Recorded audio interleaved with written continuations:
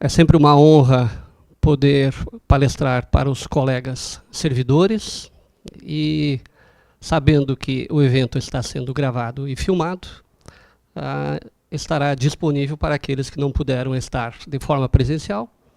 E como a temática é do interesse de todos, tanto os que atuam no primeiro grau como na instância superior, melhor ainda é essa disponibilidade fornecida pelo SEDUC de possibilitar que, a tempo e modo, quando tiverem condições, possam visualizar o que hoje vamos conversar.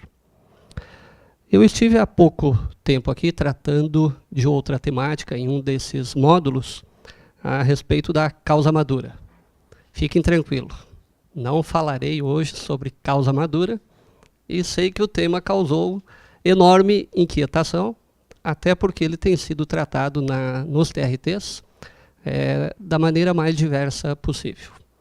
Cada um ainda com seus entendimentos bastante arraigados, por causa da vigência do CPC anterior, e toda a nossa estrutura jurídica de todos nós foi sob aquela égide, e realmente é muito difícil, de uma hora para outra, dizermos que não é mais assim, mudou tudo e tem que ser diferente.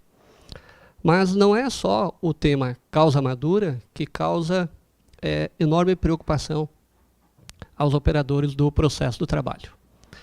A vigência do CPC de 2015, no dia 18 de março de 2016, trouxe inúmeras outras modificações no direito processual comum, e muitas delas nós temos a firme convicção, e quando eu digo nós de instâncias abaixo do TST, que muitas inovações não deveriam ser admitidas, não deveriam ingressar no nosso processo simples, célere e informal, como sempre foi e como deveria continuar sendo. Mas em razão do posicionamento do TST na Instrução Normativa número 39, publicada no dia anterior à vigência do CPC atual, nós tivemos um verdadeiro balde de água gelada em relação a algumas temáticas. E eu já confessei em ocasiões anteriores que eu não dormi naquela noite quando li a dita instrução normativa. Até porque não consegui vislumbrar como um processo simples, célere e informal, como era, continuará sendo em se aplicando aquilo que o TST disse que deve ser aplicado para nós. Um dos temas, inclusive, é esse que foi mencionado agora, no início dos trabalhos, e que será objeto de evento em modo posterior, junto à Escola Judicial e participação do SEDUC também, que é a teoria da desconsideração da personalidade jurídica. Todos nós sabemos, até porque isso está escrito na lei, então não é situação de interpretação, eu acho que é, eu acho que não é, que a CLT regula o direito material e o direito processual do trabalho. E as regras, fora a legislação esparsa, claro, e as regras de direito processual do trabalho, no que toca à execução, artigo 899, no que for omissa a CLT, primeiro, Lei de Execução Fiscal, 6.830/80. Está escrito lá com todas as letras. A Lei de Execução Fiscal, no seu artigo 1º, estabelece no que ela for omissa, se aplica o CPC. Então, de regra, para nós, do processo de trabalho, o processo civil na execução é o terceiro diploma processual a ser aplicado, exceto quando houver norma específica na CLT, se reportando a dispositivo do CPC, como é o nosso artigo 882 ou 883, que trata lá da prioridade do rol dos bens penhoráveis, onde há remissão expressa ao CPC. A Lei de Execução Fiscal, no artigo 4º, traz o rol dos devedores na execução. Um deles é o sócio, na forma da lei. E um dos parágrafos, 3º ou 4º, do próprio artigo 4º da Lei de Execução Fiscal estabelece que quando a execução resta frustrada, ou seja, não foi possível efetivá-la, haverá a inclusão daqueles que estão no rol. É simples despacho, incluo no polo passivo, cito, e a execução continua em face desse que foi incluído no polo passivo. Ele será citado para pagar ou garantir o juízo, pode usar a exceção de pré-executividade nos casos previstos em lei, conforme a doutrina e a jurisprudência permite, e garantido o juízo, ele apresenta os seus embargos à execução e discute o que bem entender, até porque ele é um terceiro que entrou nesse momento, respeitado o que ele possa discutir, não as matérias próprias da fase de conhecimento. Sempre foi assim no processo de trabalho. E se a lei não mudou, é para continuar sendo assim. Ocorre que o TST diz que não. Tudo que está no CPC a respeito de incidente de desconsideração da personalidade jurídica, artigos 133 a 137, tem plena aplicação e fez alguns temperamentos. O tema hoje não é este, mas é um dos que também serão abordados, que demonstram que, aparentemente, não foi a melhor diretriz adotada. Mas, tenha sido ou não o melhor caminho adotado, até porque na desconsideração, o incidente previsto no CPC é aberto um incidente com direito à contestação, com direito à produção de provas, com direito a recurso dessa decisão interlocutória, que as nossas interlocutórias são sabidamente irrecorríveis, e lá se permitiu a recorribilidade via agravo de petição, sem prejuízo, claro, de concessão de tutela cautelar, mas se abriu um incidente que nós já temos veículo próprio, seja a exceção de pré-executividade, seja o embargo da execução. E depois de julgado o dito incidente, fora o agravo de petição pendente ainda, aí é que começa a execução propriamente dita, com a citação do sócio para em 48 horas pagar ou garantir o juízo. É um formalismo exagerado? Aparentemente, sim. É compatível com os princípios que regem o processo de trabalho? Aparentemente, não.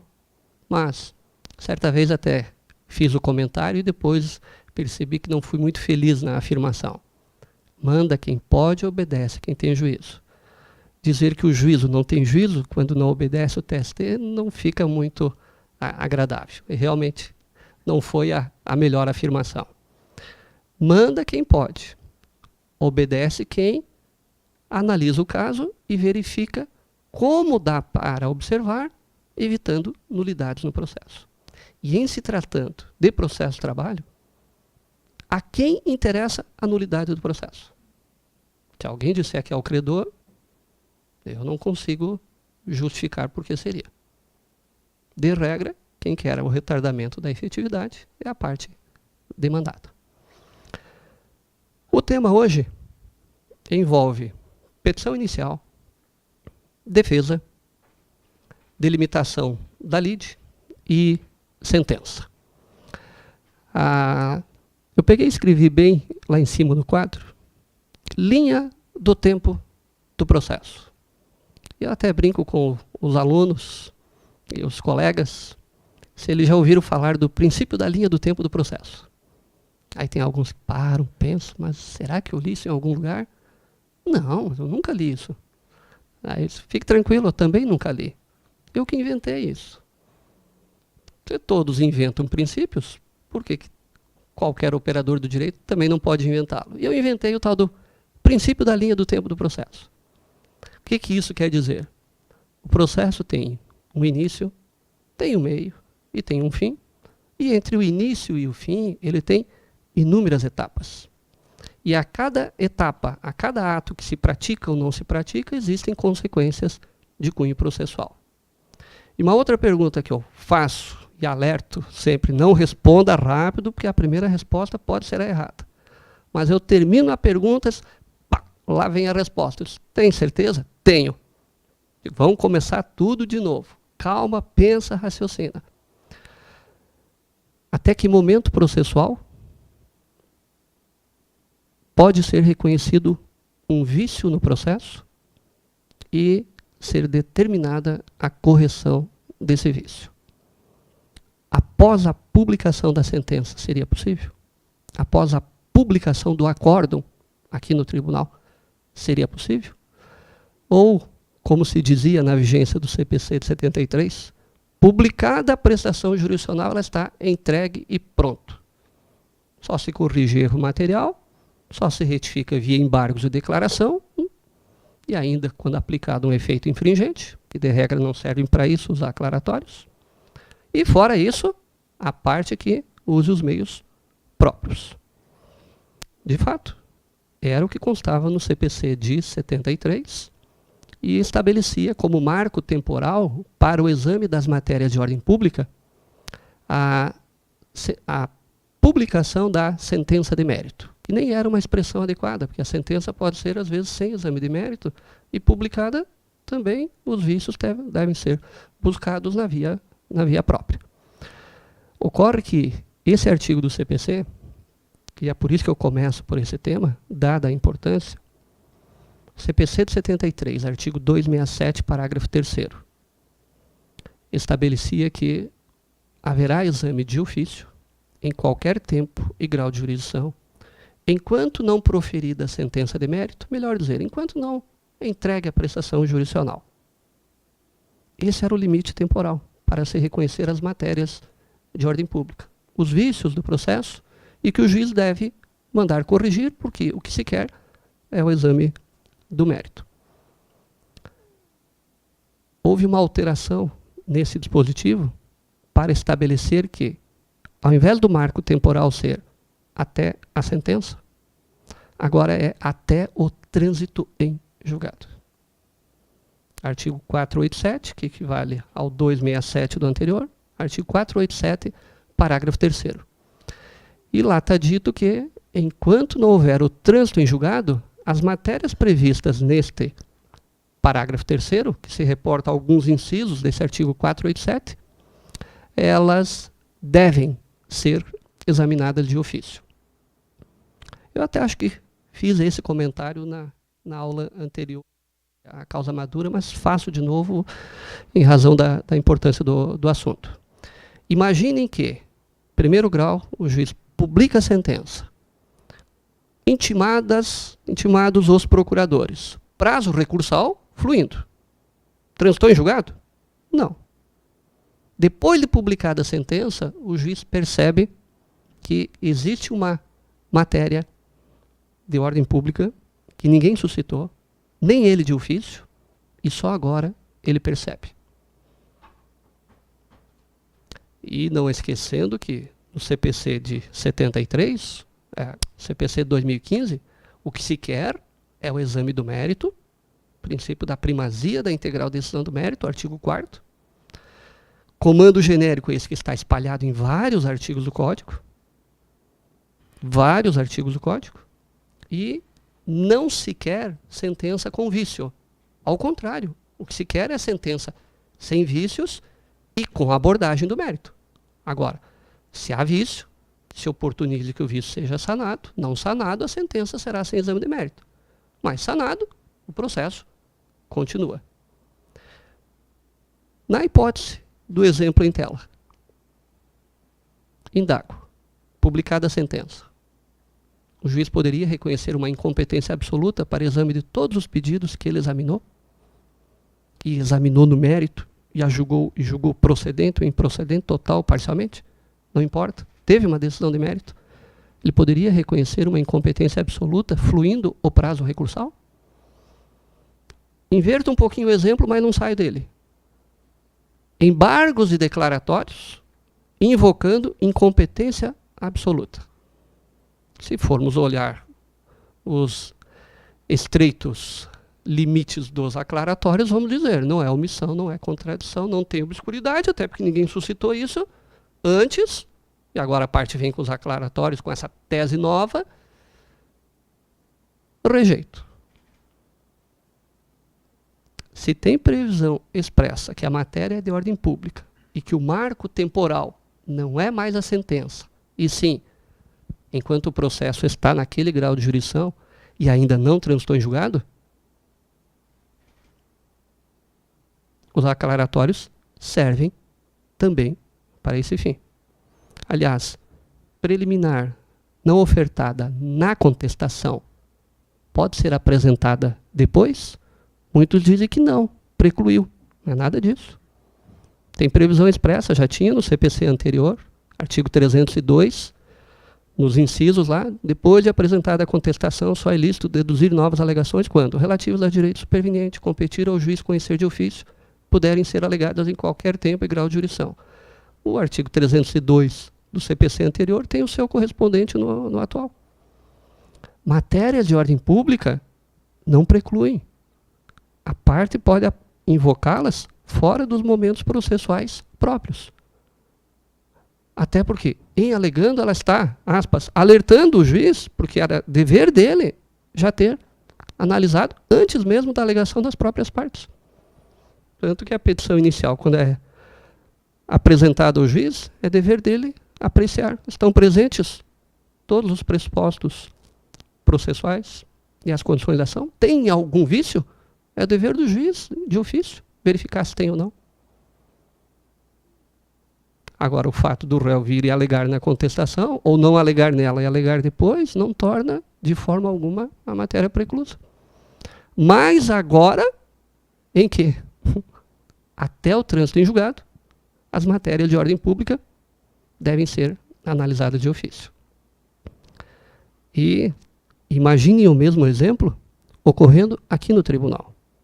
Eu sei que a decisão é de órgão colegiado, mas há um relator.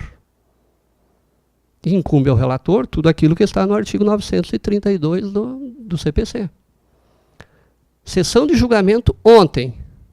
Julgado, deram provimento, negaram provimento, nem foi publicado o acordo ainda. O relator percebe o mesmo exemplo que eu coloquei. Incompetência absoluta para o exame de todos os pedidos. Faz o quê? Não faz nada, cruza os braços, deixa a parte que alegue, que suscite. Ou existe o poder-dever de suscitar a matéria de cunho processual, matéria de ordem pública, até para evitar nulidades no processo, que podem ser invocadas em ação rescisória depois.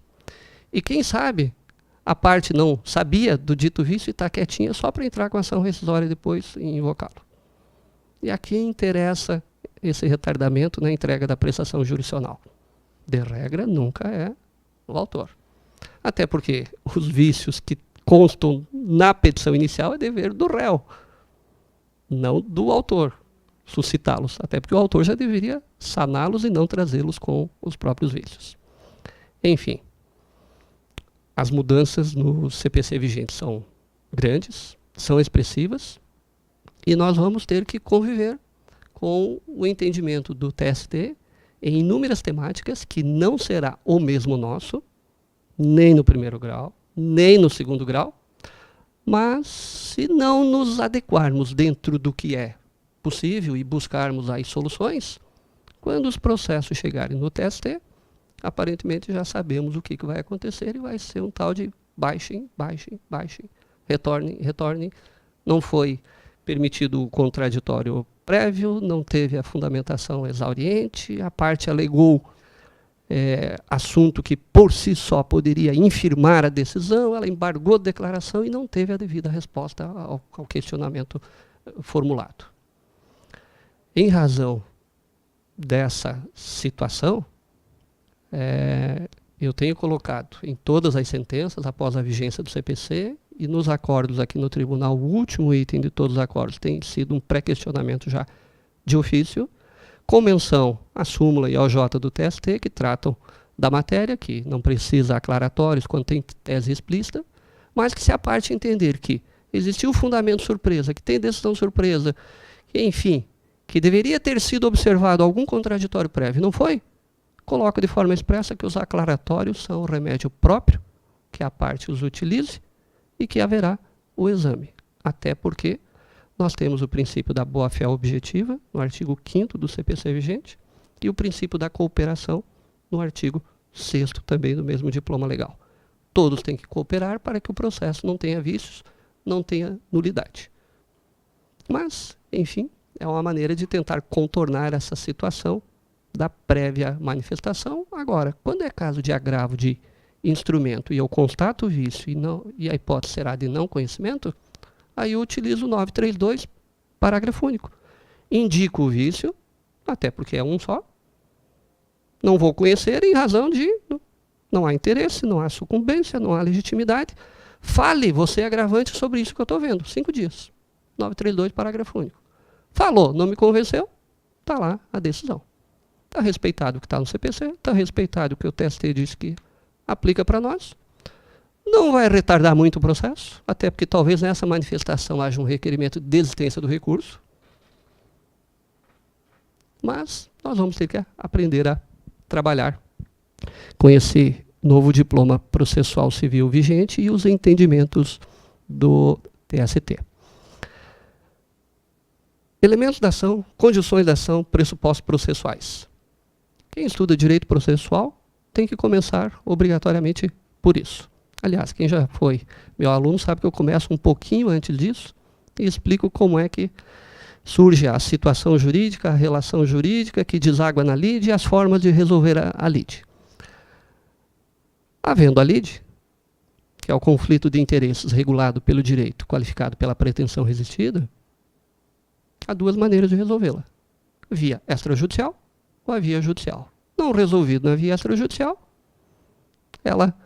a demanda é trazida para o Poder Judiciário e aí compete a este dirimir o conflito. O processo civil ele está calcado, centrado em cima de 3 colunas mestras. Ação, jurisdição, processo. Através da ação, se provoca a jurisdição, fazendo surgir o processo. Ação, direito de invocar a tutela estatal num caso concreto.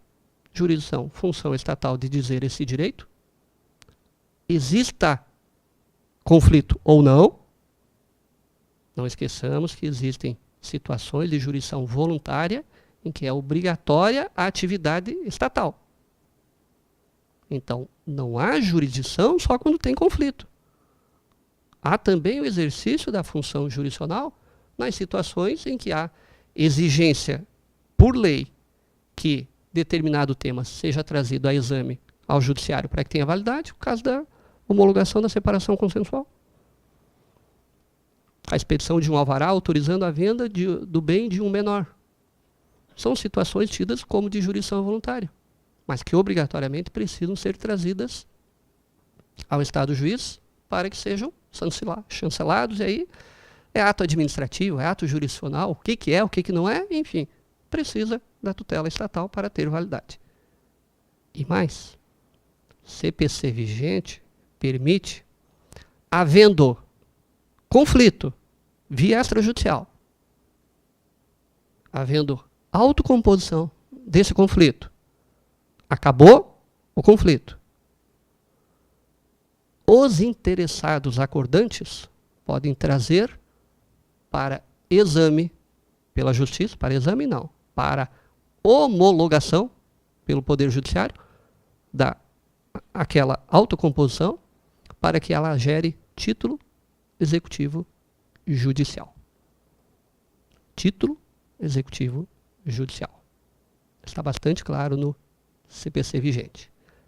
Nós vamos admitir essa situação no processo de trabalho, ou vamos dizer que, já que se acertaram, nós não temos mais nada a ver com isso. Tem inúmeras decisões na vigência do CPC anterior que eram sob esse enfoque. Se os senhores forem olhar o nosso SAP, Sistema de Andamento Processual, há muito tempo existe a tal da classe própria, que é referente à homologação destas composições extrajudiciais com vista a que gerem título executivo judicial. Quando isso bater a porta de cada um, não esqueçam que tem normatização própria, podem até continuar utilizando os argumentos anteriores. Mas será que é o caminho? Aí outros diriam, mas a Justiça do Trabalho assim vai se transformar em órgão homologador. Eu prefiro ser um órgão homologador de uma lide não existente, até porque já houve a composição e eles trazem de forma transparente isso, do que ser um órgão homologador da lide fraudulenta. Que aí eu digo que tem a fraudulenta propriamente dita, mas a fraudulenta Bonaparte. A Bonaparte é aquela. Faço o acordo, eu patrão, faço o acordo com você empregado, mas só pago se você reclamar e tem que ser lá no juiz para ter a quitação ampla, geral e restrita. E isso nós cansamos de homologar no primeiro grau. Agora, quando é situação de lide fraudulenta mesmo, o enquadramento legal é outro. Mas qual será a resposta disso? Também vai depender do posicionamento de cada um. Através da ação, se provoca a jurisdição, fazendo surgir o processo. Elementos da ação. Partes, causa de pedir e pedido. Partes são os titulares dos interesses em conflito, a tal da legitimação ordinária. E como nós temos também a legitimação extraordinária, é possível que terceiro, em nome próprio, busque direito de outrem, quando autorizado por lei. Quando autorizado por lei ou nos casos de autorização convencional. Perguntando de forma diferente, existe ou é possível a substituição processual convencional? Substituição processual convencional? Quando do contrato de trabalho, patrão e empregado, consta uma cláusula no sentido que, como o empregado é menor de idade, fica autorizado, enquanto ele não atingir a maioridade civil, que a demanda seja proposta por seu pai ou pela sua mãe, em nome deles, buscando o direito do filho. É válida essa cláusula de substituição processual convencional? Essa é a novidade que existe no CPC. Artigo 6º do anterior, artigo 18 do atual. O atual não fala em lei, fala em ordenamento jurídico. Ninguém pode postular em nome próprio direito alheio, salvo quando autorizado pelo ordenamento jurídico. Como o ordenamento jurídico permite os denominados negócios jurídicos processuais, artigo 190, Fred Didier, um dos pais do CPC, diz: o que está escrito é isso aí. Existe no direito positivo brasileiro, após o CPC vigente atualmente, a substituição processual negocial. Tereza Arruda, interpretando o mesmo artigo, diz que não mudou nada. Tem que estar autorizado por lei e não só de forma negocial. O TST diz que não cabe para nós o negócio jurídico processual. Aparentemente, isso não nos causará problemas. Mas tem previsão no CPC. Causa de pedir. Fundamento jurídico da pretensão. Diz nada. Doutrina é a jurisprudência. A doutrina desdobra a causa de pedir em remota ou própria. Como eu nunca sabia qual era a remota e qual era a próxima, ficou fácil, lembrando que, como meu nome é Reinaldo, re vem antes.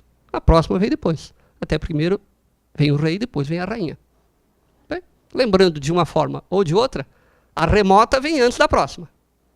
O que é a remota? Fato jurídico. O que é a próxima? A consequência jurídica extraída do fato. De um fato jurídico, eu posso extrair N consequências jurídicas.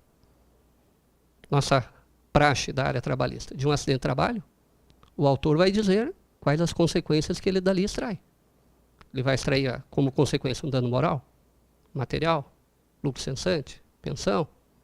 Ele que vai dizer quantas consequências ele quer extrair e tantas quantas consequências ele extrair desse fato jurídico, ele formulará em face do réu tantos quantos pedidos, assim ele entender. Tanto que em uma demanda ele pode pedir só a pensão, na outra só o dano moral, na outra despesas outras e perfeitamente autorizado, porque é a parte autora que identifica a extensão da lide posta em juízo. Nós sabemos que o artigo 840, parágrafo 1º da CLT, quando trata de requisitos da petição inicial, estabelece que basta breve exposição dos fatos, o pedido, a data e a assinatura. Breve exposição dos fatos. Então, nós teríamos só a causa de pedir remoto. E o pedido.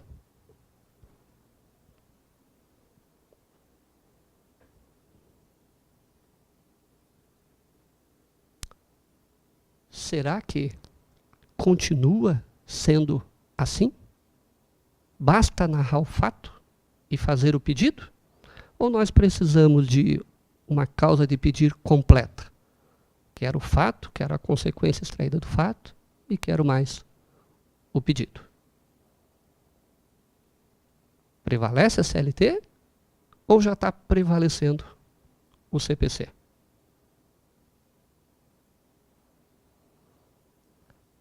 Vou abordar ainda aqui rapidamente uma temática que o TST diz que aplica para nós. Incidente de resolução de demandas repetitivas, tal do IRDR.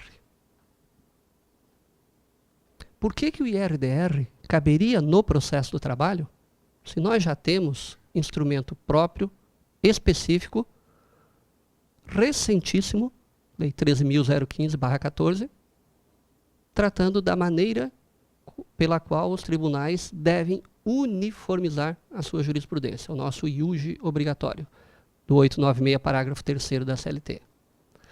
Se nós temos previsão no processo do trabalho de iuge obrigatório com regulamentação própria, e se o presidente do TRT, ao examinar a revista, não mandar instaurar o iuge, mesmo sabendo que há controvérsia temática do tema, admite a revista, o TST percebe isso, baixa a origem, determina que o presidente abre o dito incidente. Nós temos regulamentação própria. Por que seria aplicável no processo de trabalho também o IRDR, Incidente de Resolução de Demandas Repetitivas, que nada mais é do que o antigo iuge do CPC de 73, que lá era facultativo. Aliás, sendo o caso de uniformizar a jurisprudência local, regional, em razão da divergência, eu uso qual desses veículos? O iuge ou o IRDR? O que distingue quando eu vou usar um, quando vou usar outro? É a mera vontade de quem suscita? Quer me parecer que sim. Eu acho que o TST não andou no melhor caminho ao estabelecer que cabe totalmente para nós o IRDR. Temos veículo próprio para uniformizar a jurisprudência. 2, CLT não é omissa. Ao contrário, é expressa como fazer a dita uniformização e com um procedimento próprio. 3, o procedimento nosso, iuge obrigatório do processo de trabalho, e o IRDR do processo civil, procedimento, trâmite, totalmente diferente. Totalmente diferente. Enquanto no IRDR, requerida a instauração ao presidente do tribunal, ele manda abrir o incidente e nomeia relator. O relator coloca em pauta para o órgão colegiado, não é ele monocraticamente, o órgão colegiado deliberar se estão presentes os pressupostos de admissibilidade. Está expresso nos artigos que tratam lá do IRDR no CPC, artigo 982, salvo engano. 981, 982. Reconhecido pelo órgão competente para julgar o IRDR que estão presentes os requisitos, processo concluso ao relator. Aí o relator aprecia liminar e determina a suspensão de todos os processos sobre aquela temática, na região ou no estado, dependendo de onde veio a problemática. Por 1 ano, tudo suspenso. Esse 1 ano pode ser prorrogado e não se diz por quando, desde que seja por decisão fundamentada do relator.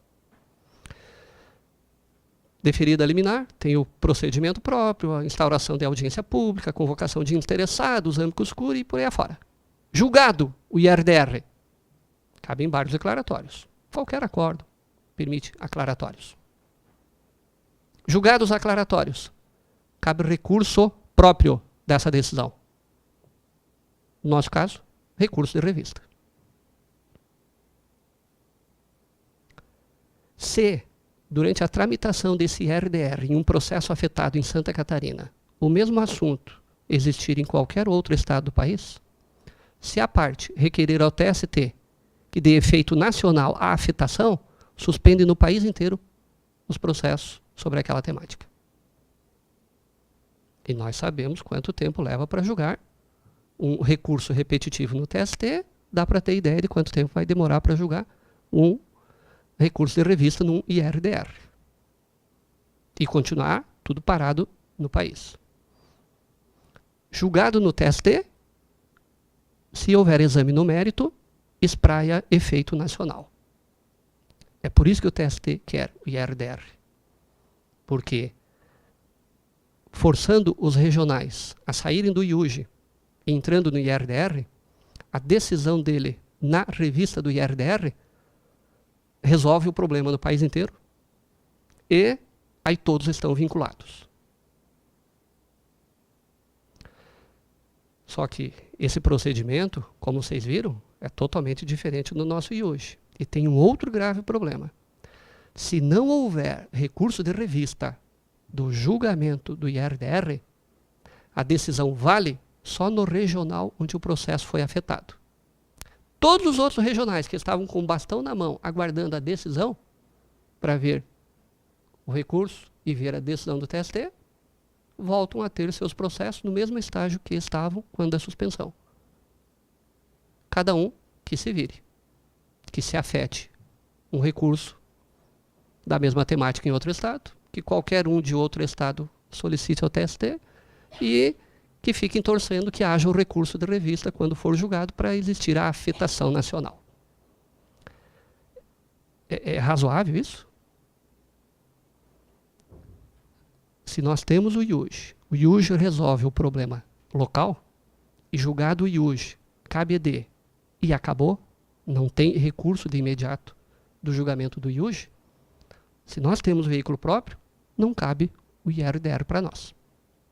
De forma nenhuma. Até porque a nossa previsão expressa na CLT, quando do julgamento do nosso IUJ, a súmula ou a TJP emitida pode ser contrária ao posicionamento do TST. Inclusive simulado, está expresso na lei. E só cabe o recurso de revista nessa situação, quando o órgão local uniformiza. Mas o que cabe do IRDR para nós dentro do IUJ? Conforme diz a CLT, artigo 896, parágrafo 3º, no que couber, no que for omisso o processo de trabalho do IUJ, aplica e traz de lá para cá. Dá para realizar, por exemplo, audiência pública, que lá está previsto, pode realizar. Mas aí a questão é de fazer o devido confronto, o devido exame. Por que o TST, quer me parecer, enveredou pelo cabimento do IRDR? Porque, em razão do IRDR, quando do julgamento dele, tem que ser exauriente todas as teses questionadas. As favoráveis e as contrárias devem constar no dito acórdão e devem ser analisadas. Até por causa do tal da distinção, né, do distinguer. Quando eu tiver um outro caso, se eu conseguir fazer o distinguer, eu afasto a incidência do que foi decidido lá naquele precedente. Do contrário, eu estou dentro dela. Mas o TST já tem o seu caminho próprio para essa uniformização nacional. É o recurso repetitivo de revista previsto na própria CLT. A Lei 13.015/14 também trouxe essa situação. Se as matérias estão chegando ao TST e com muita frequência, ele que afete um recurso de revista, determine o procedimento próprio lá da Instrução Normativa 38, e mais o que está na CLT, 896C e todos os seus 17 parágrafos, suspende o processo e a hora que ele julgar, tem efeito nacional. Ou seja, eu não entendi por que trazer o IRDR havendo veículo próprio, quando seria muito mais lógico, natural, sensato, razoável, até pela previsão expressa da lei, IRDR só cabe conforme já está previsto na CLT, 896, parágrafo 3º.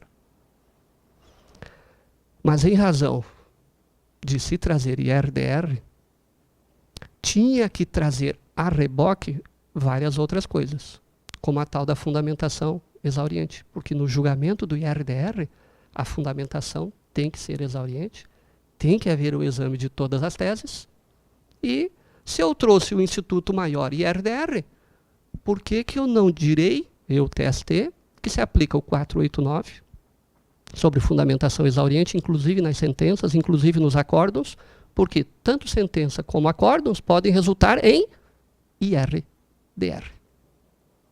Quer me parecer que foi essa a lógica do TST. Eu não tenho como trazer alguns institutos pela metade.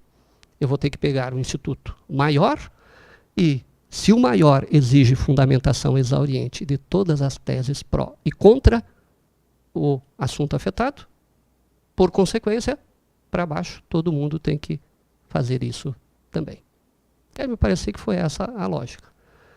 Se foi a melhor ou não, só o tempo dirá. Para que servem os elementos da ação? Servem para identificar um processo. Por que eu preciso identificar um processo? De regra, para verificar se existe litispendência ou existe coisa julgada. Se existe conexão, se existe continência. Então é para isso que servem os elementos da ação. Condições da ação. Legitimidade das partes para a causa, o interesse processual e a possibilidade jurídica do pedido. Quando eu falei dei a definição de partes, acabei, na verdade, dando a definição de legitimidade. Deixa eu retificar. Parte. Qual é a definição de parte? Parte é quem propõe a ação ou em favor de quem é proposta. É uma definição jurídica. Ela não é física. Parte é quem propõe a ação ou em favor de quem é proposta. Essa última parte abrange as situações de substituição processual. Aqui sim, a definição de legitimidade de partes para a causa, quem que é parte legítima na causa? O titular do interesse em conflito. O titular do interesse em conflito, e aí eu tenho a legitimação ordinária, e nos casos da legitimação extraordinária, terceiro, quando previsto pelo ordenamento jurídico, conforme a interpretação que se resolva dar. Interesse processual, o interesse de agir, necessidade / utilidade e mais o aspecto que, por vezes, nós não atentamos e precisamos atentar, a adequação. Às vezes, a ação proposta é totalmente desconforme da medida cabível. Petição inicial. O réu é citado na área trabalhista para comparecer à audiência e lá apresentar a defesa. Ele entra com mandado de segurança. Argumento. Petição inicial totalmente inapta. Eu sou parte ilegítima. Basta ler a inicial, dá para ver que nem se fala do meu nome, os fatos são outros. É mandado de segurança ou ele tem que apresentar a sua contestação? Se não é mandado de segurança, ele tem o direito de defesa? Tem. Pelo instrumento utilizado? Não. O meio foi inadequado. Mas a minha tese é só a ilegitimidade passiva. E basta ler a petição inicial, que meu nome constou só no cabeçalho, mas a narrativa fática toda é direcionada a outra pessoa, como está expresso na petição inicial. Agora me ajudem. Nesse caso, o mandado de segurança seria viável? Alguns até poderiam dizer, olha, posta a situação nesses termos, só não esqueçamos que o antigo instituto do CPC, chamado nomeação autoria, e que ninguém dava bola para ele. Eu mesmo, atuando mais de 20 anos na magistratura e quase uns 10 na advocacia antes disso, eu acho que eu vi o dito instituto ser invocado umas 2 vezes. Ele era um quase eterno desconhecido. O que o legislador fez? Ele deu uma nova roupagem a esse instituto. Agora, artigos 338 e 339. Sempre que o réu alegar ilegitimidade de parte, fica facultado ao autor incluir no polo passivo quem é apontado como sendo o legítimo, passivo para a causa, ou fazer a substituição de parte. Artigo 338 e 339. Em assim sendo, eu tenho que responder aquela pergunta do mandado de segurança dizendo, não cabe também. Até porque existe o dever desse réu indicar quem é o legitimado passivo, princípio da cooperação. Não sou eu, mas eu sei quem é. Não fui eu que contratei ele, foi meu vizinho. É que nós temos o mesmo endereço, eu moro no número 126 e meu vizinho no 126 fundos. Pegaram a lista telefônica, olharam, no número 126 é você. Sim, o 126 sou eu. nos fundos é o outro. E o empregador dele era lá, porque ele passava pelo meu portão, passava pelo lado da minha casa e ia trabalhar na facção lá atrás. Então, ilegitimidade de parte ganhou um novo contorno no processo atual. Volto àquela temática que eu perguntei lá no início. O juiz profere a sentença e, depois de publicá-la, ele percebe que ele julgou reconhecendo a ilegitimidade alegada. Desse exemplo que eu dei ali, por exemplo. Na narrativa fática se fala direto em outra pessoa, não nele, réu. Só constou o nome dele lá na qualificação. E na primeira audiência, muitas audiências naquele dia, o juiz olhou, é parte legítima, é só isso, não tem prova a produzir? Não, pá, pum, levou para a julgada e olhou assim, esqueci que tem o artigo 126, o artigo 338 e 339. No 338 e 339, olhem a peculiaridade. Intimada a parte autora para falar da preliminar, o autor faz a opção que traga o outro ou que substitua o demandado e traga quem é o legitimado. Perfeito. Pergunto. Independentemente da vontade do autor, que no exemplo que eu dei ele não falou nada, deveria o juiz, autos conclusos para a sentença, reabrir a instrução, intimar o autor, dizendo: você tem a faculdade de complementar o polo passivo, trazendo o terceiro, ou fazer a substituição. Fale expressamente sobre isso, até porque o que se busca no processo civil vigente é o exame do mérito e devemos aproveitar o processo para, se você não for parte legítima, vamos incluir quem é parte legítima, ou fazer um litisconsórcio passivo. Não tem que ser dada a oportunidade ao autor de falar de forma expressa sobre isso? Tenho a impressão que sim. Tenho a impressão que tem que ser feito. Até porque o que se busca é o exame do mérito. É uma nova roupagem olhando o CPC anterior. O dever de cooperação do artigo 6º não é só das partes entre si, é do juiz em relação às partes e todos buscando o exame do mérito, buscando o exame da matéria de fundo. Mas se nós formos olhar de forma bem processual, existe um grande equívoco nisso. Porque quando se alega ilegitimidade de parte, e aí nós sempre usamos, né, a teoria da asserção, né, existe a pertinência subjetiva, então está rejeitada a preliminar e no mérito é que nós vamos definir se existe a relação indicada na inicial ou não. E, por consequência, se o autor diz que era empregado e ficou provado que ele não era empregado e o vínculo foi contestado, serão julgados no mérito improcedentes todos os pedidos.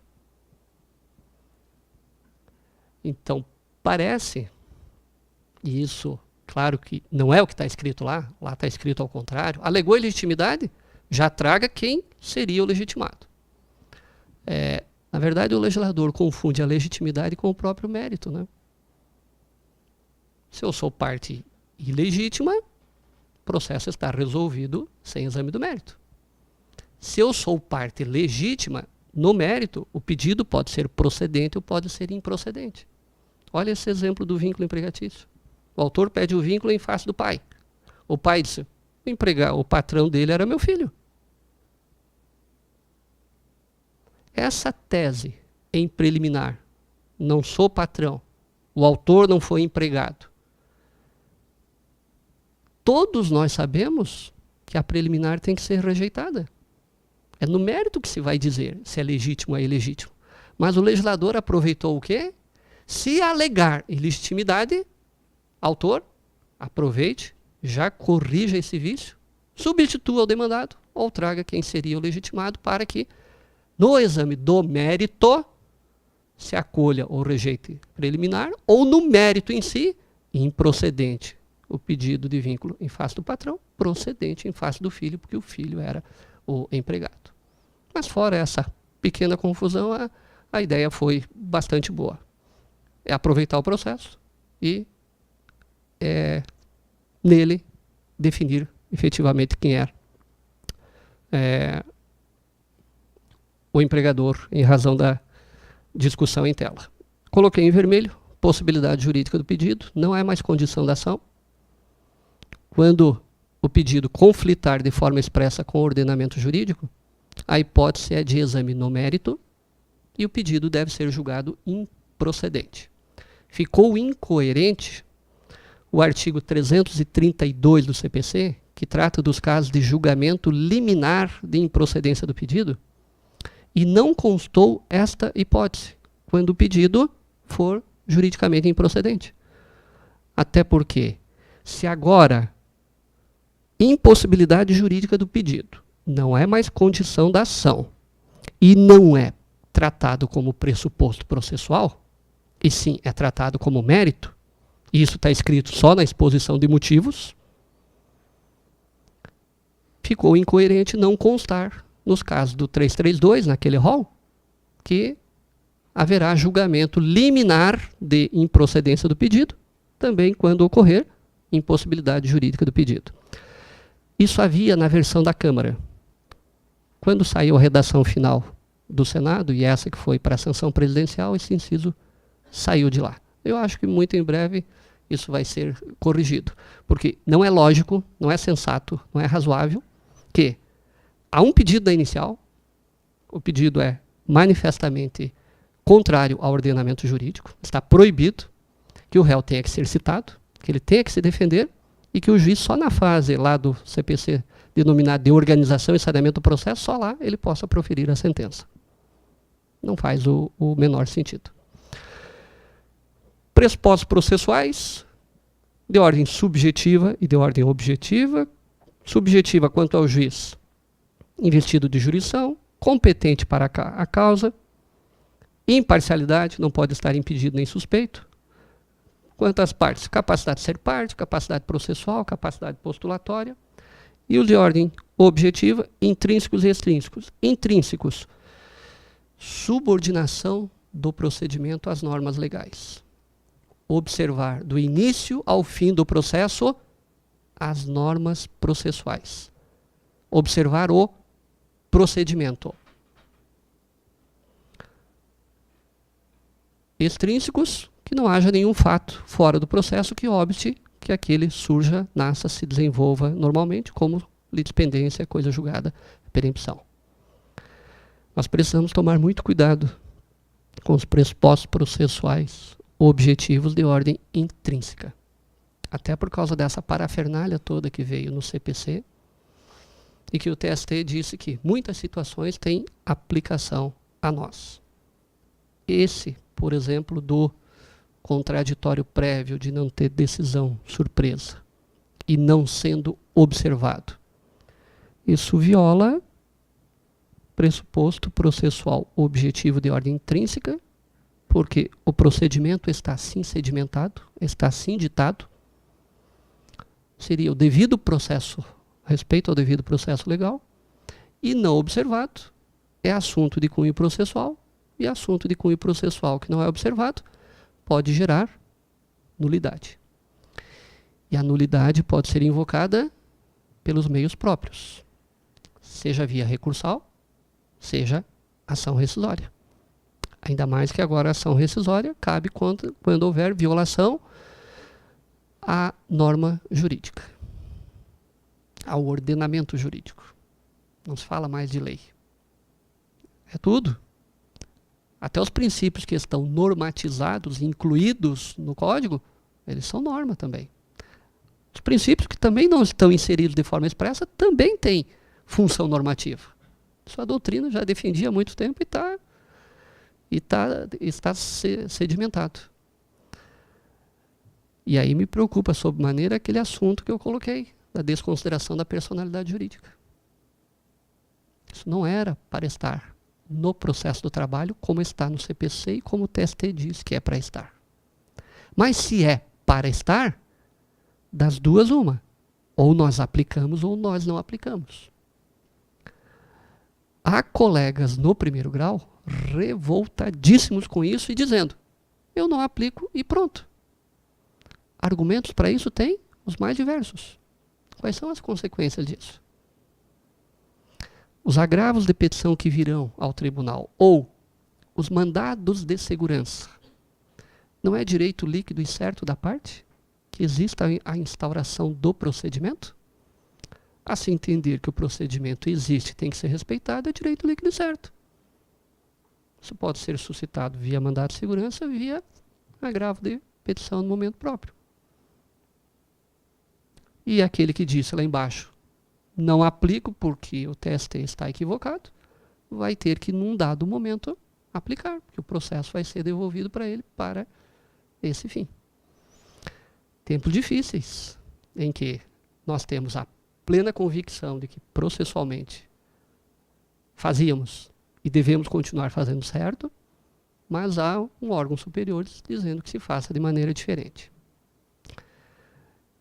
O que o STF disse semana passada em relação a alguns temas de cunho de direito material, em que é possível negociar tudo, inclusive o que está na CLT, se isso é possível no processo do trabalho e o STF diz que o é, imaginem se o STF terá um posicionamento contrário ao do TST em tudo aquilo que está na Instrução Normativa 39 e que está em sintonia com esses princípios apregoados de contraditório pleno, contraditório prévio, contraditório material, seja qual for a nomenclatura que se escolha. Teremos tempos bastante difíceis pela frente, não só no direito processual, como no direito material do trabalho. Petição inicial, requisitos. CLT, requisitos bastante simples. CPC, um rol de requisitos mais amplo. Antes era o artigo 282, agora é o artigo 330. Basicamente, os mesmos requisitos com acréscimo de a parte tem que fazer a opção pela realização da audiência de conciliação ou mediação. Quer me parecer que isso é um requisito que a parte deve dizer de forma expressa. O posicionamento que está vingando na Justiça Estadual é o contrário. Se a parte não fez a manifestação expressa que não quer, presume-se que ela quer a dita audiência. E mais, se o réu, até 10 dias antes daquela audiência de mediação e conciliação, não peticionar dizendo que não opta pela audiência, a audiência vai ser realizada porque basta que um queira, ela ocorrerá. E lá está ocorrendo o seguinte, na dita audiência, apregoadas as partes, qual é a proposta? O autor, nenhuma. O réu, nenhuma.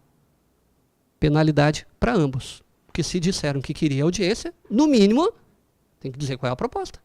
Então já dissesse que não queria o ato. Só para que os colegas tenham noção do que está ocorrendo na Justiça Estadual em razão do dito requisito. Será que esse requisito teria aplicação para nós? A parte optar pela realização ou não da tal da audiência de conciliação e mediação? Quer me parecer que não tem o menor cabimento, até porque nós temos um procedimento próprio. CLT não é omissa. E, aliás, a ausência da parte autora arquiva do réu revelia confissão, o artigo 844. Mas há alguns colegas no primeiro grau que estão instigando, vamos dizer assim, o advogado da parte autora a dizer, eu quero ou não quero fazer acordo. Eu não sei se quanto a esses colegas, todos eles olham a petição inicial antes de ir para a pauta, para ver se tem esse requisito. Porque, de regra, é a secretaria, né, que marca a audiência e o contato só há lá naquele momento.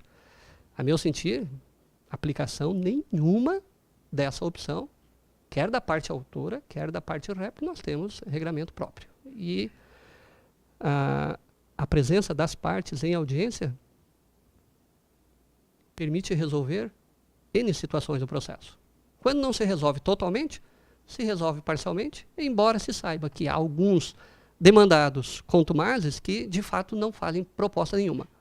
Quanto a estes, que se dê um direcionamento próprio, se for o caso. Mas, em todos os casos, adotar essa situação de facultar a realização da audiência ou não, me parece não é aconselhável. Presentes os requisitos, tudo ok, nada a ser regularizado. Vícios.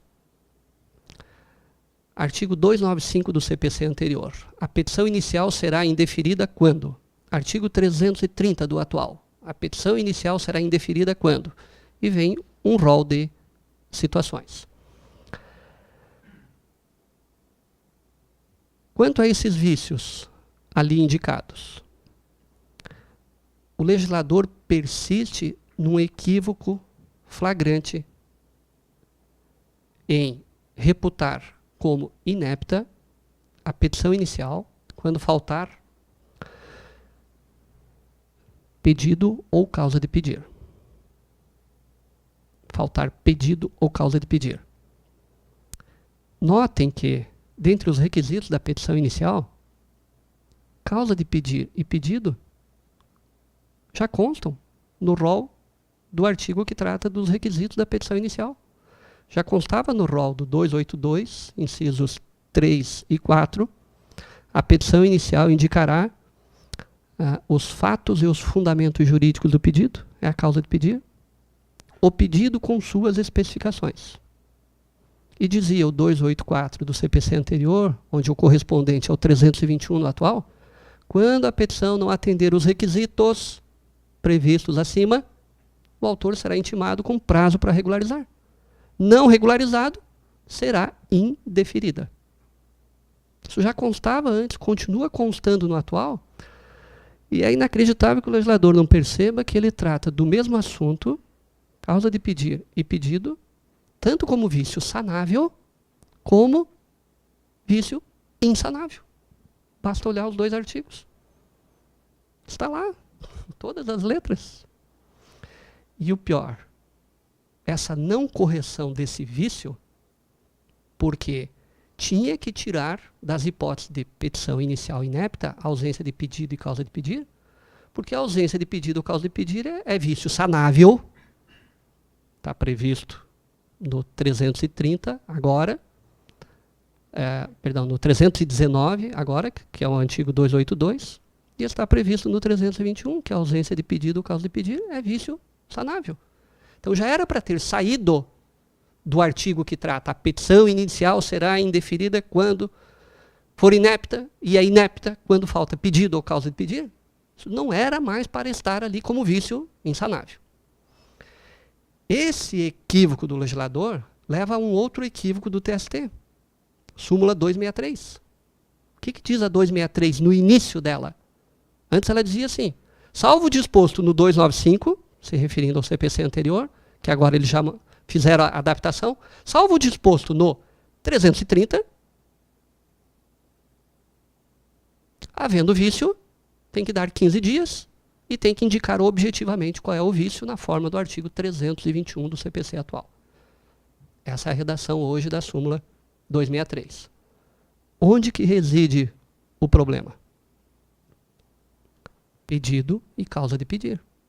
O TST entende que falta de pedido ou causa de pedir está no 330? Se entende que sim, salvo nesse caso, manda emendar. Estando nesse caso, não manda emendar. Não sei se consegui me fazer entender. É reputado vício insanável no 330, falta de pedido ou causa de pedir. É reputado vício sanável no 319 e 321, falta de pedido ou causa de pedir. Mesmo assunto com duas regulamentações completamente antagônicas entre si. Nenhuma dúvida, só bater os olhos, está ali escrito com todas as letras. E a súmula 263, salvo os casos do 330, que antes eram o 295, os outros vícios são sanáveis. Deve ser dado prazo para regularizar.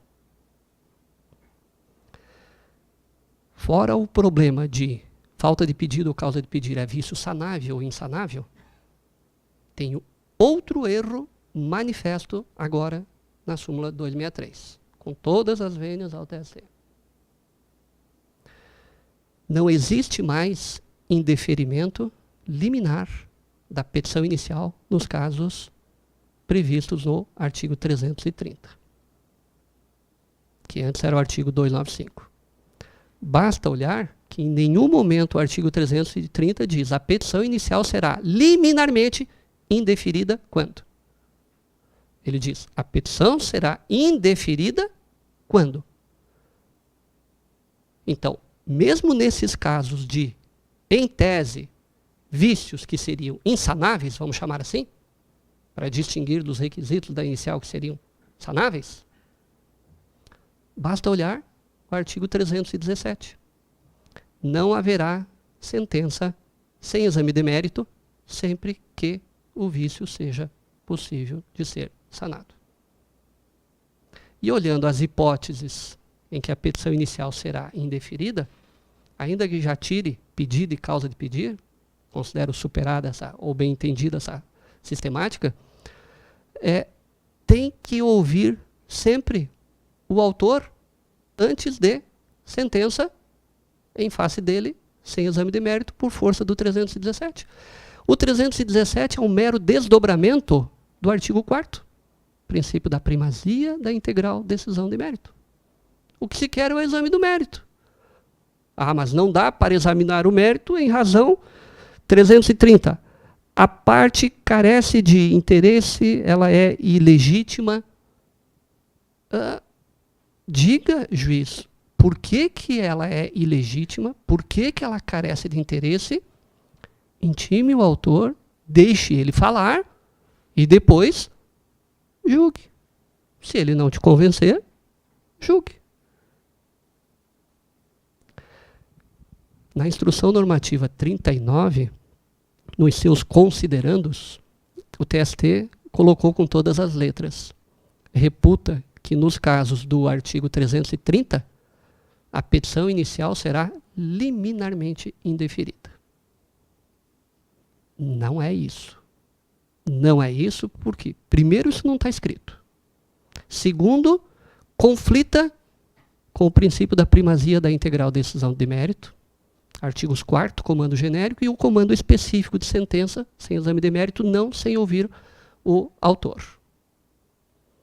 Terceiro, conflita com esse princípio que disseram que tem aplicação plena para nós. O princípio do contraditório prévio, artigo 7º. Artigo 9º, não se proferirá decisão contra a parte sem que seja previamente ouvida. Artigo 10º, é vedado fundamento surpresa.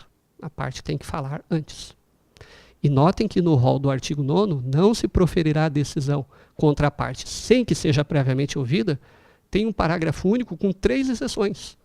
Em nenhuma das exceções consta a possibilidade de indeferir a petição inicial, aspas, liminarmente, fecha aspas. E quando o legislador usou a expressão liminarmente, e ele o fez nos casos lá do artigo 332, para permitir que o juiz indefira liminarmente a petição inicial para julgar improcedentes os pedidos, no caso do 332, eu ainda tenho as minhas ressalvas quanto à palavra liminarmente. Quer me parecer que o liminarmente é sentença de improcedência do pedido antes de ouvir o réu, mas não antes de ouvir o autor. Até porque eu preciso harmonizar a previsão de julgamento de imediato de improcedência do pedido, não tomando o autor de surpresa com essa decisão. Até porque o rol do 332, por exemplo, o juiz olha e percebe que o autor trouxe um só pedido e esse pedido já é objeto de súmula vinculante. Aí o juiz olha, 332, inciso tal, súmula vinculante. Sentença improcedência liminar do pedido. Aí vem o autor, apela e diz, meu caso é distinto. A tese que eu abordei aqui não foi abordada lá. Aí tem previsão expressa no CPC do chamado juízo de retratação. Se tivesse ouvido antes, nem prestaria a dita sentença, nem prestaria o dito juízo de retratação.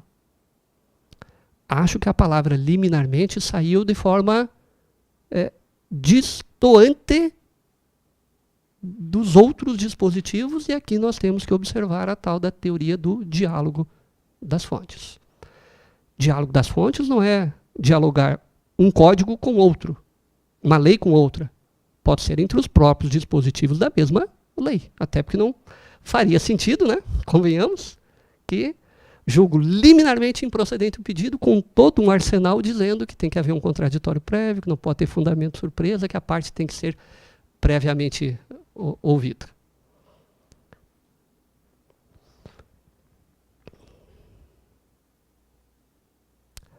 O indeferimento da petição inicial, então, ela pode se dar sem exame do mérito, nos casos do 330, a meu juízo, após o juiz indicar qual é o vício e oportunizar que o autor se manifeste. Pode haver o indeferimento com o exame do mérito, no caso das hipóteses do 332, que o juiz julga improcedente o pedido. E aí a pergunta: até quando pode ser regularizado os vícios? Guarda relação direta com aquele questionamento que eu fiz antes. Não é só até a sentença. Mas eu já dei a sentença e daí eu percebo que deveria ter adotado uma outra providência e resolvo adotá-la. Como é que eu faço? Faz como já deveria ter feito antes.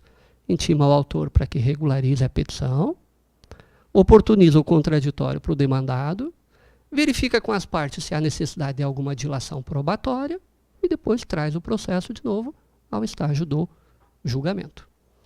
Que, aliás, é o que nós, a grosso modo, dependendo do entendimento da causa madura, nós, atuando em TRT, temos que fazer.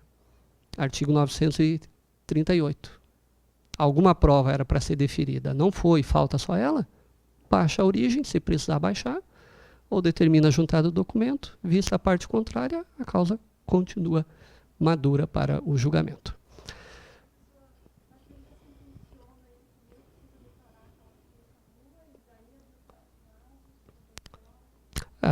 Até o exemplo que eu dei, ele sentenciou e percebe uma incompetência absoluta no prazo de recurso, logo não transitou em julgado.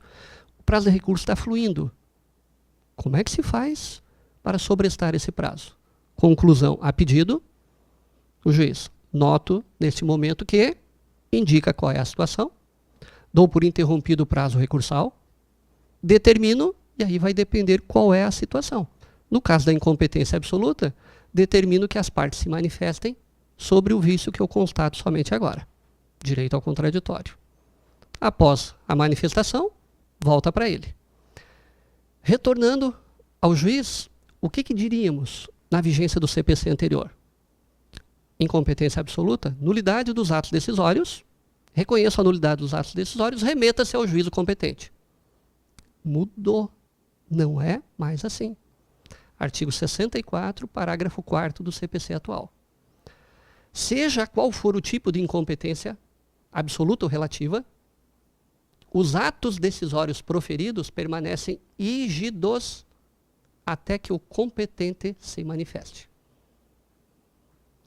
Eu não gostei, foi do início da redação desse parágrafo 4º, porque ele diz: salvo, e vou ler na literalidade, salvo decisão judicial em sentido contrário, conservar-se-ão os efeitos da decisão proferida pelo juízo incompetente até que outra seja proferida, se for o caso, pelo juiz competente. Dá a entender que esse salvo, este juiz que reconhece a incompetência absoluta, ele poderia dizer: dou por nulificados todos os atos decisórios. Parece que é isso. Melhor que não tivesse essa ressalva, porque a menção deveria ser apenas: reconhecida a incompetência, remete seus autos ao competente que, conforme está dito ali, proferirá outra, se for o caso. Aliás, esse que recebe uma sentença pronta. No exemplo que eu dei, ele tinha enfrentado o mérito, tinha já julgado procedente ou improcedente os pedidos e constatou um vício anterior. Remete ao juízo competente. Os autos chegam lá. O juiz dá vista às partes para que se manifestem requerendo o que de direito. Ninguém requereu nada? Ratifico a sentença proferida à folhas tal. Intimem-se. E segue o recurso. Me parece que é simples assim. Até porque havia função jurisdicional de quem proferiu a sentença? Tem jurisdição lá também? Tem. Qual é o problema? Competência. Quais são as consequências da incompetência? CPC passado. Na absoluta, nulidade dos atos decisórios. Na relativa, nenhuma nulidade. Modelo atual, nulidade nenhuma. Nulidade nenhuma. Antes a nulidade era por força de lei, por vontade do legislador, na incompetência absoluta. Agora, não mais.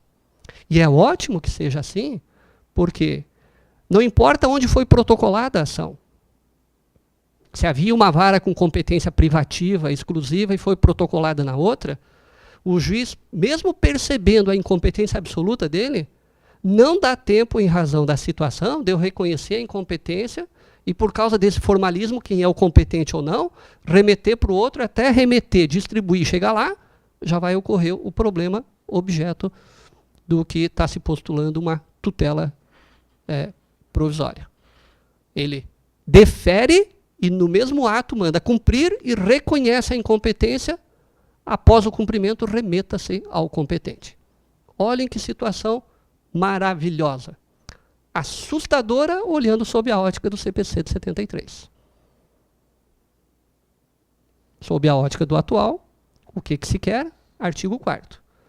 Princípio da primazia da integral decisão de mérito, incluída a atividade satisfativa em prazo razoável. Está tudo no artigo 4º. Nem tudo é ruim no novo CPC. Tem muita coisa boa, quer me parecer. O problema é como é que nós vamos trabalhar com isso e com essas novidades todas. Contestação. Nós sabemos que o demandado deve, antes de contestar o mérito, segundo o artigo do CPC, invocar as matérias de cunho processual, as preliminares, o rol está lá no artigo 337. Alguns assuntos que no CPC passado não eram arguíveis em preliminar, e sim por formas outras, agora foram inseridas, simplificaram essa situação e incluíram lá também. Por exemplo, o valor da causa. Tinha que apresentar uma peça apartada para impugnar o valor da causa. Impugnação de justiça gratuita, requerida. Tinha que impugnar em peça apartada. Agora, tudo isso é objeto de preliminar e com o detalhe que valor da causa agora é reputado matéria de ordem pública, artigo 292, parágrafo 3º, e sempre que o valor dado à causa estiver incompatível com o proveito econômico perseguido na ação, o juiz de ofício corrige o valor da causa se ele tem meios para tanto. Ou seja, a parte pede uma indenização de 300 mil e dá o valor à causa. R$1.000 para efeitos fiscais. Isso acabou. Isso não existe mais. O valor da causa tem que retratar o proveito econômico. E quando não retratar, não é caso de intimar o autor para que ele adeque o valor da causa. De ofício, o juiz adequa. E, como sabemos, o valor da causa serve para alguns fins. Na contestação, deve trazer as preliminares, deve abordar o mérito. Os 3 andares do mérito, que eu comentei na aula anterior, e que hoje comento só rapidamente. Não esqueçamos que o mérito tem as 3 escadinhas: prejudiciais de mérito, prescrição, decadência, as questões prejudiciais e o mérito propriamente dito.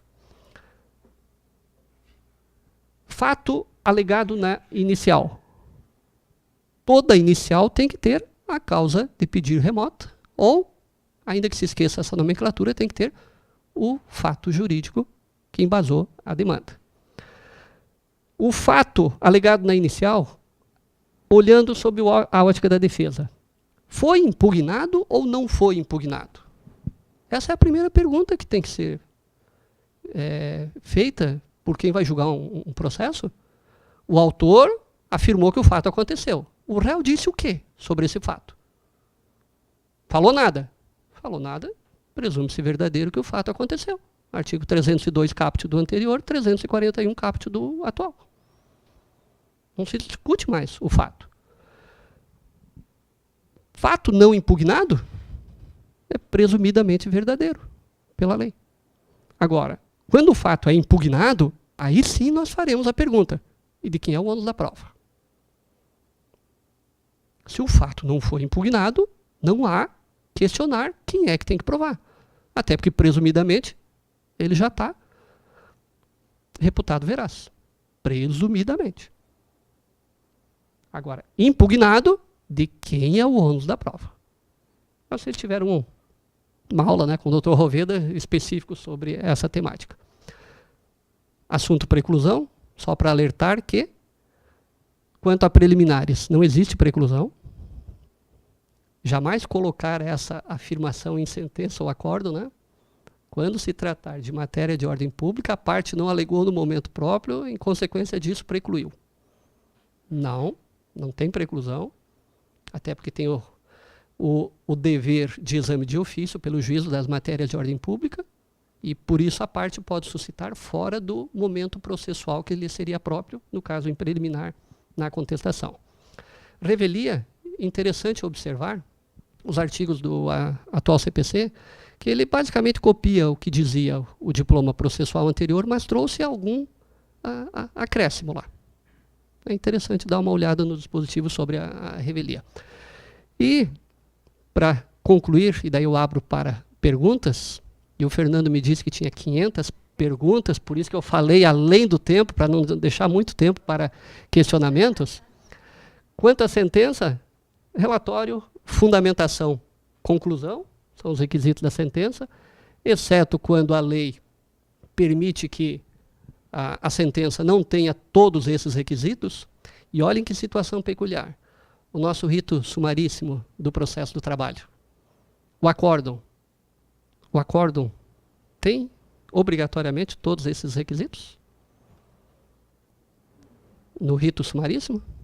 A certidão de julgamento pode se resumir a mantida a decisão recorrida por seus próprios e jurídicos fundamentos. Será que isso é possível em razão do que o TST disse? O IRDR se aplica para nós, se aplica para nós a fundamentação exauriente, tem que analisar todas as teses do recurso, não pode só se reportar a decisão recorrida, como está expresso na CLT, se tratando de rito sumaríssimo.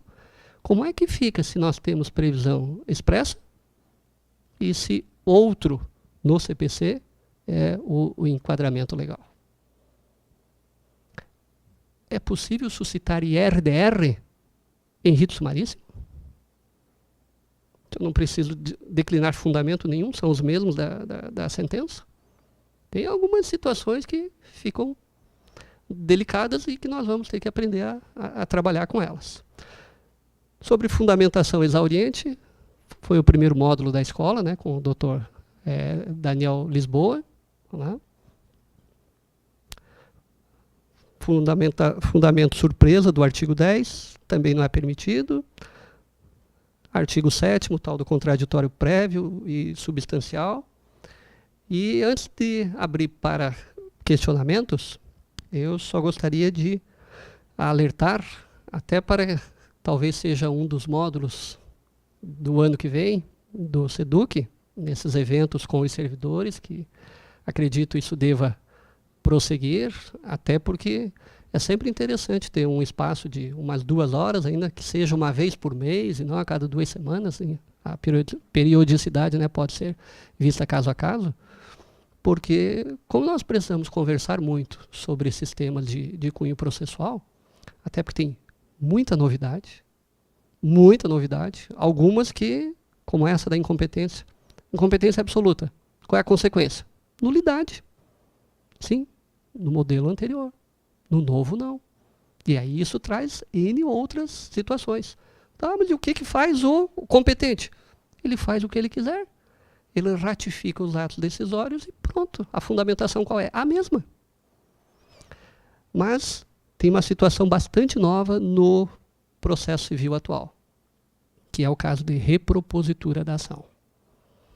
Imaginem aqui, ó, petição inicial, foi constatado algum vício, por exemplo, processo resolvido sem exame de mérito por força de litispendência.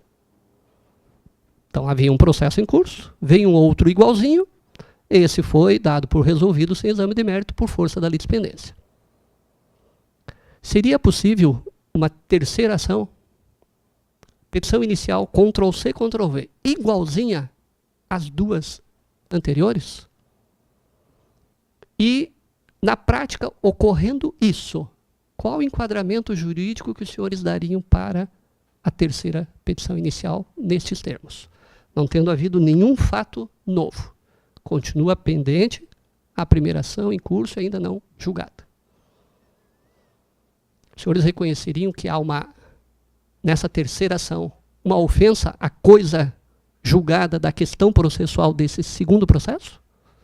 Ou simplesmente diriam, é litispendência, porque é igual à primeira, e dou por resolvido sem exame de mérito por força de litispendência.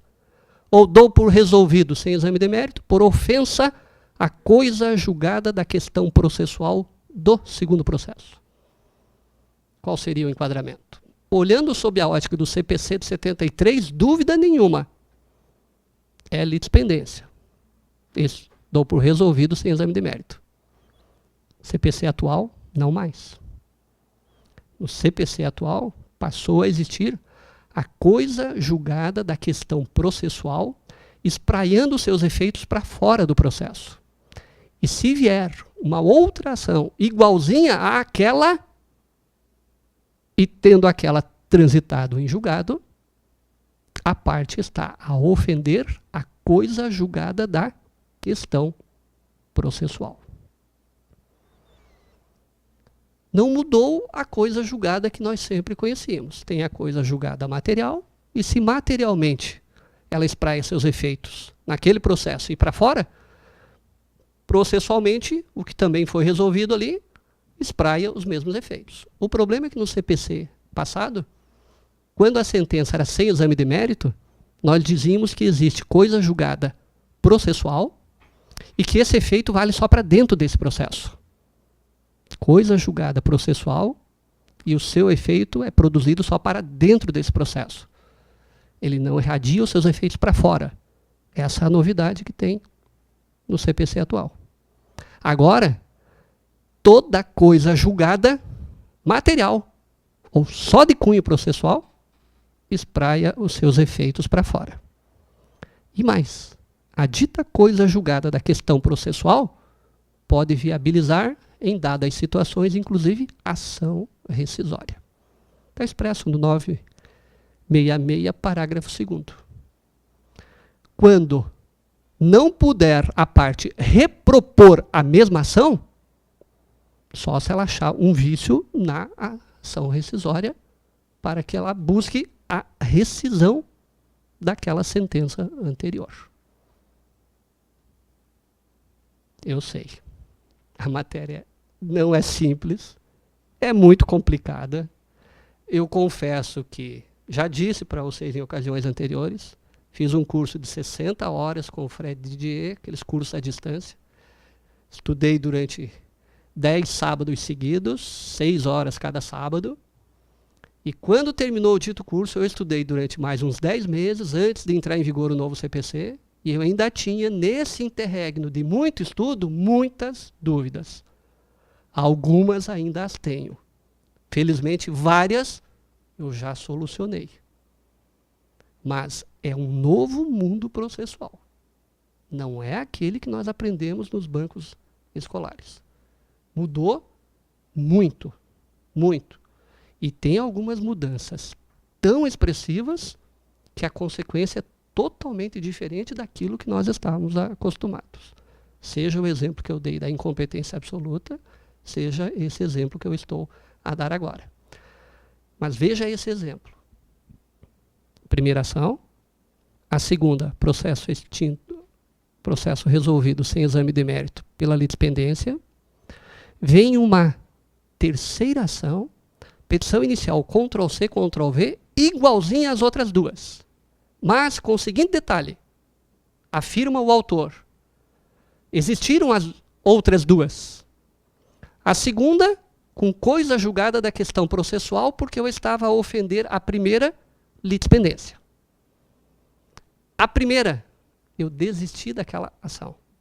Ela não existe mais. Em razão desse fato novo, a minha terceira ação não tem vício nenhum. Ela não ofende a primeira, porque a primeira não existe mais.